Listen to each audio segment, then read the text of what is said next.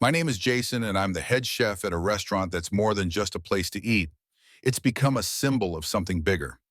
Growing up, I faced countless challenges because of the color of my skin, and my journey to this point hasn't been easy. But despite the hurdles I pushed through, and now with my restaurant finally thriving, I'm seeing the very people who once doubted me come through my doors. The most remarkable part? It's not just about the food anymore. It's about breaking barriers, confronting stereotypes, and starting conversations. Tonight, I'm not just cooking dinner. I'm serving up a lesson in understanding, in seeing beyond skin color, and in creating a space where everyone feels welcome. It's a story of hard work, determination, and breaking free from the weight of the past. And I'm about to share it with a room full of people who are finally listening. I never expected that one encounter on the street would change everything for me. It all started that day, walking to the grocery store, something I do almost every day. But today felt different. I could feel the air buzzing with an intensity I couldn't explain. I was just walking, minding my own business, when I saw him. A man who seemed to be in his mid-30s was walking towards me. His eyes locked onto mine for a brief second before I noticed him step to the side of the street, avoiding me entirely. It was a subtle move, but I caught it, and as I walked past, I could feel his gaze burning into my back. I couldn't let it go. Maybe I was being paranoid, but the way he reacted made my blood boil. Was this really happening? "Hey!" I called out, my voice filled with disbelief. "Did you just walk across the street to avoid walking by me?" He stopped, startled, but didn't look at me directly. Instead, he just stared at the pavement. "Did I really just do what?" he muttered, as if confused. "Yeah, you did. Why would you do that?" "Because I'm black. That's why." My words came out sharper than I intended, but I couldn't hold back anymore. It was like something snapped inside me. The man didn't say anything at first. Then his eyes flicked up to mine. "I didn't do that," he finally said, his voice shaking a little. "You're wrong." "Wrong?" I repeated incredulously. "No, you did, and I can see it. Don't lie to me. You're already a racist. Don't be a liar too." The tension in the air grew thicker with every second that passed. "I'm not a racist," he snapped back, his tone defensive. "You don't even know me." "I know a racist when I see one," I shot back, my voice growing louder. "And right now, I'm looking at one. You don't even know me, but you made that choice. What does that say about you?" Suddenly, my phone buzzed in my pocket, interrupting the heated exchange. It was Mia, my wife. I pulled the phone out and glanced at the screen. She had just texted, "Jason, where are you? I'm waiting at the car with Caleb." I quickly typed back, "One sec, I'm dealing with something." Looking back at the man, I could see that he was now looking uncomfortable, his face slightly flushed with embarrassment. His anger seemed to simmer down, replaced by something else. Regret, maybe? "That's my wife and my son over there," I said, pointing across the street where Mia and Caleb were waiting by the car. "So before you judge me, think twice about making assumptions based on nothing but your own hate." The man shifted his weight from one foot to the other, clearly trying to find something to say. But nothing came. He was silent. "You really think that just because I have a black wife and a son, that makes me racist?" I pressed, my voice calm now, but with an edge of frustration. "What kind of twisted logic is that?" The man took a step back, looking at me, then at Mia and Caleb. "What's your problem?"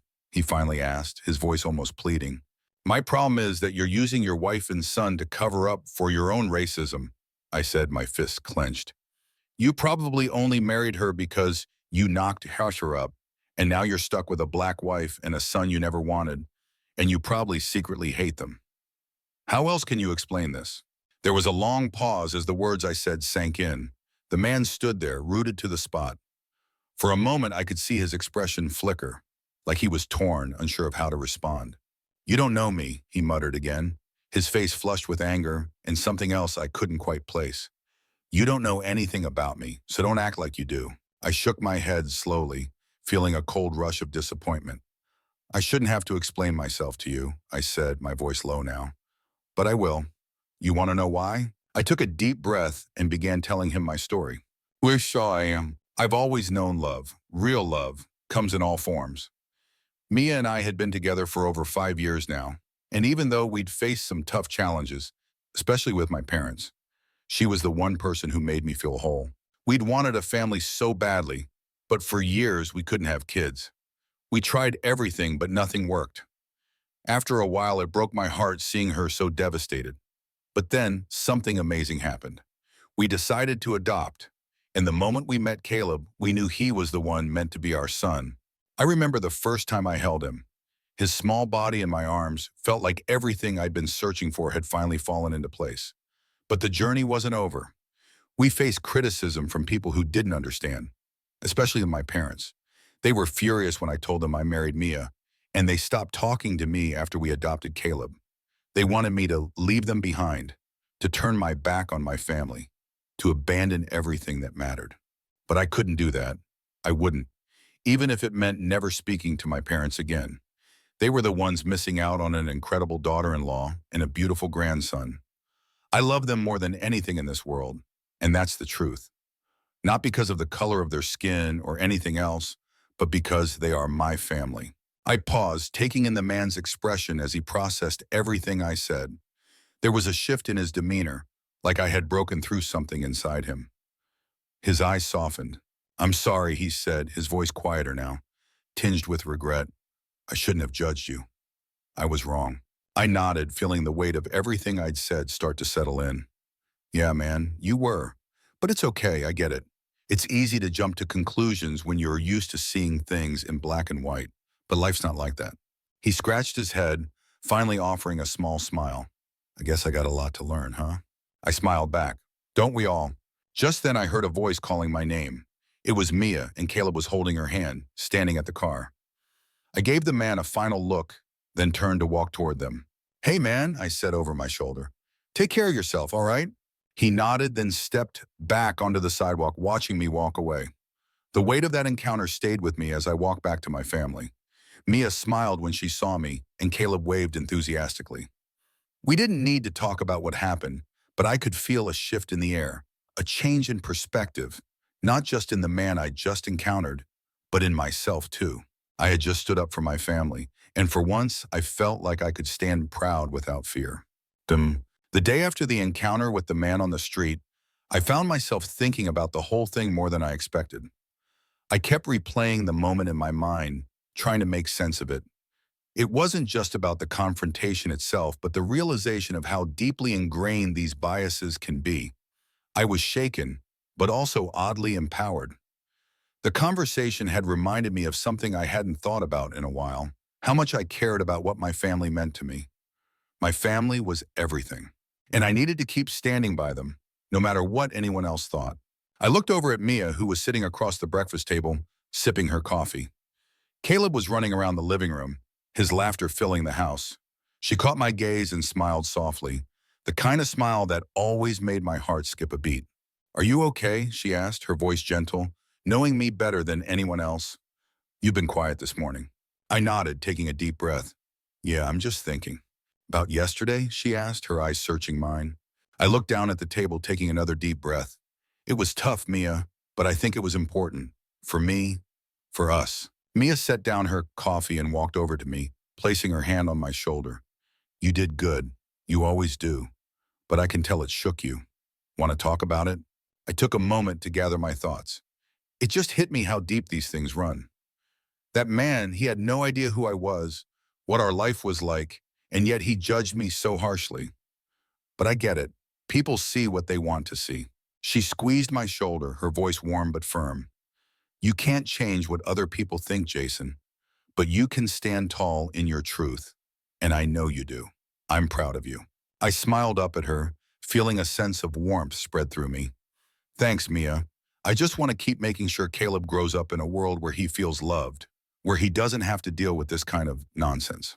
She sat down next to me, Caleb running over to her and climbing into her lap. "He will. With you as his father, I know he will." I leaned back in my chair, taking a moment to let her words sink in. Sometimes it was hard to remember the good when the bad seemed to stand out more. But Mia was right. This was about the bigger picture. Our family. Our love. The next few weeks passed without too much drama, but the ripples of that encounter continued to affect me. It wasn't the street confrontation that lingered in my mind anymore. It was the realization that I had to do more to create the world I wanted for Caleb. I had to teach him the lessons I wished I'd learned earlier in life. I had to be the father I knew he deserved. That's when I decided it was time for a change. Time to push myself harder, to strive for something more. I had always loved cooking. It was something that calmed me, something that connected me to my roots and gave me peace. And I had always dreamed of opening my own restaurant, one where I could offer a safe space for people, especially for those who didn't always have a voice. It wasn't going to be easy, I knew that, but I also knew I couldn't wait any longer to make it happen. So I started planning. I took a job as a sous chef under the Chef Jackson at a local restaurant, hoping to learn the ropes and get a foot in the door of the culinary world. The first day was nerve-wracking. I had spent my entire life in jobs that didn't require passion, jobs that were just good enough. But this was different. This was my dream. And as I walked into the kitchen for the first time, I felt something click in my chest. This was where I belonged. Chef Jackson was tough. The guy had a reputation for being hard to please, but I respected that. He didn't sugarcoat things, and neither did I. He pushed me to my limits, challenged me every step of the way, but I welcomed it. It was what I needed. One day, while we were prepping for a big event at the restaurant, he pulled me aside. "Jason," Chef Jackson said, his tone serious, "I'm going to be honest with you. I've been watching you. You've got potential, but you've got to put in the work. I'm not here to hold your hand, but if you're serious about this, you're going to make it." Those words hit me harder than I expected. This wasn't just about learning to cook. It was about proving to myself that I could do something more, that I could build something with my own hands. And that thought filled me with a new fire I hadn't known I had. I dove into my work, learning from Chef Jackson, experimenting with new flavors, techniques, and creating dishes that I could be proud of. I wanted to offer something different, something that mattered. Meanwhile, Mia was supportive as ever. She knew how much this meant to me. Every night after work, she'd listen to me ramble about the kitchen, about my successes and failures, and every morning she'd remind me to stay focused. "You've got this," she'd say. "You've always had it in you." It felt good to have that support, because even though I was working harder than I ever had before, there was no one I wanted more in my corner than her. Months passed, and slowly but surely, I started gaining recognition for my work. Chef Jackson began trusting me more, giving me more responsibility in the kitchen.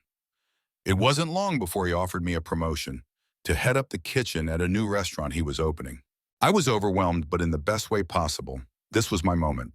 And as I stood there in that restaurant, looking over the bustling kitchen, my heart swelled with pride. I had built this. This was mine. But none of it would have happened if I hadn't stood up for my family. If I hadn't decided in that moment that I wasn't going to let anyone define who I was or who my family was. I had proved something to myself. And when I looked down at Caleb, who was playing with his toys at the corner of the restaurant, I realized I was teaching him the most important lesson of all. Never settle, never back down from who you are. Because in the end, it wasn't just about success. It was about living a life I could be proud of. A life that showed Caleb what it meant to stand up for what's right. And I was ready for whatever came next. The restaurant was a hit. Word quickly spread about the delicious food and welcoming atmosphere, and before long, our small family business started attracting more customers. What surprised me the most was the number of white customers who came in, seeking not only a great meal, but also a chance to meet the chef. They'd heard my story, my journey from the streets to the kitchen, from racial bias to success, and they were curious, respectful, and eager to understand more. One evening, as I walked out to the dining area to check on the guests, a couple approached me.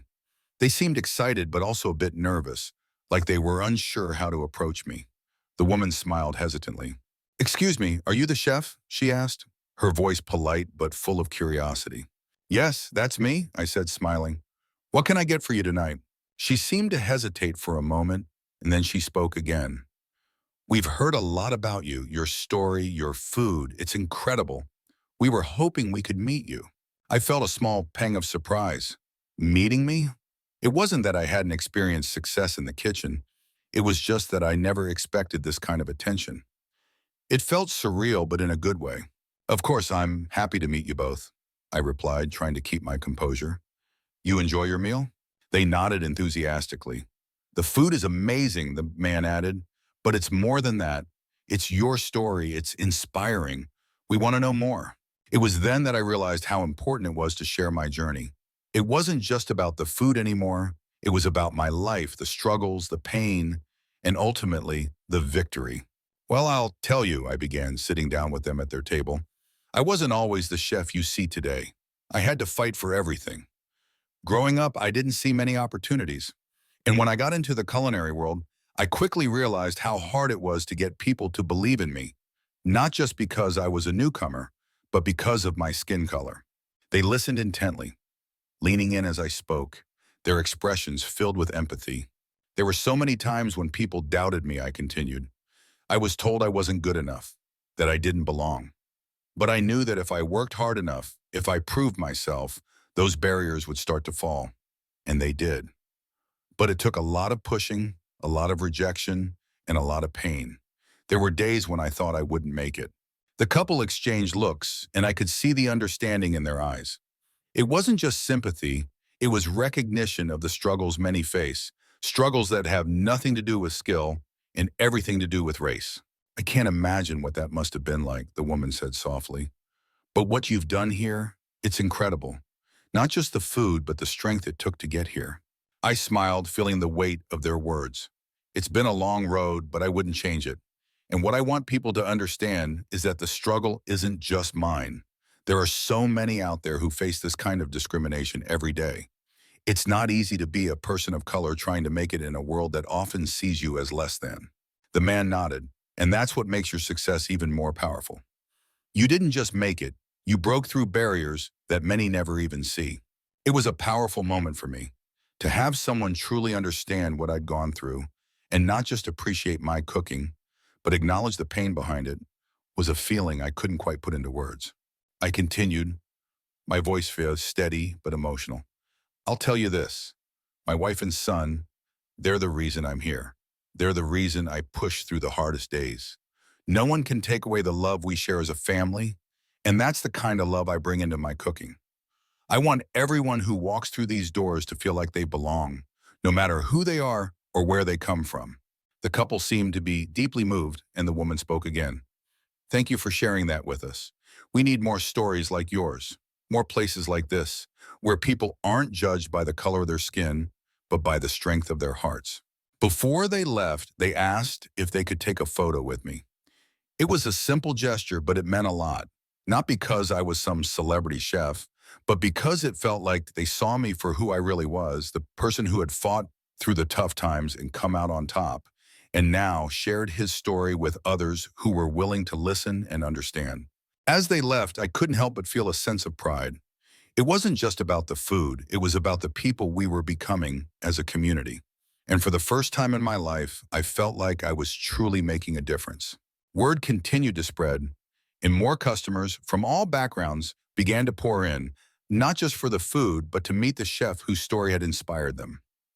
They wanted to learn about the person who, despite everything, had stood tall and refused to let the world's prejudices define him.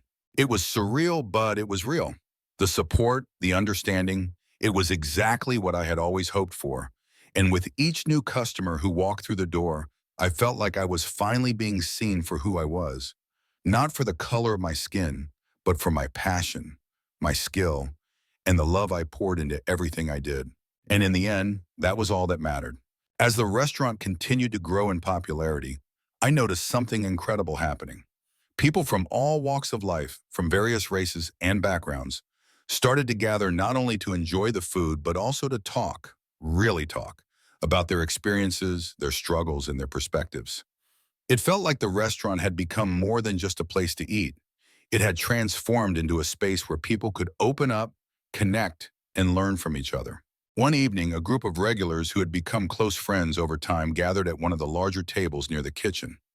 They'd been coming to the restaurant every week, and I could tell that this was going to be a special night. They were all talking, laughing, and sharing their experiences. Then one of them, a white woman named Sarah, spoke up. You know, I've been coming here for a while now, and every time I sit here and listen to your story, I can't help but think about how much I didn't understand, she said, looking directly at me. It's not that I ever wanted to be a part of the problem, but I never really understood the depth of it, the kind of struggles you've gone through, It's eye-opening. I was a little taken aback. I hadn't expected this level of reflection from the group, but I was grateful. I could tell Sarah was genuinely searching for understanding. The others at the table seemed to feel the same. A man named Mark, who had become a regular too, nodded in agreement.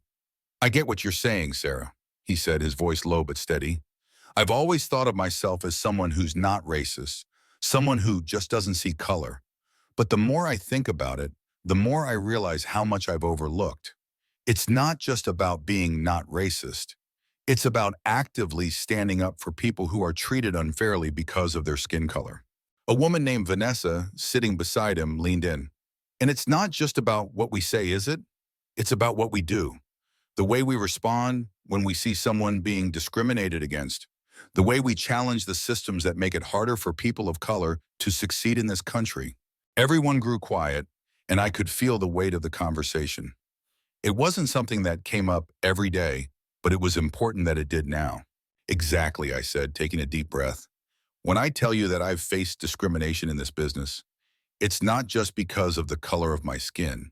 It's because people see me as something less. They don't think I belong in this space, and that's something I've had to fight against every single day. I've worked hard to get here, but there are still people out there who would never give me a chance, simply because of how I look. The group was quiet for a moment, and Sarah spoke again.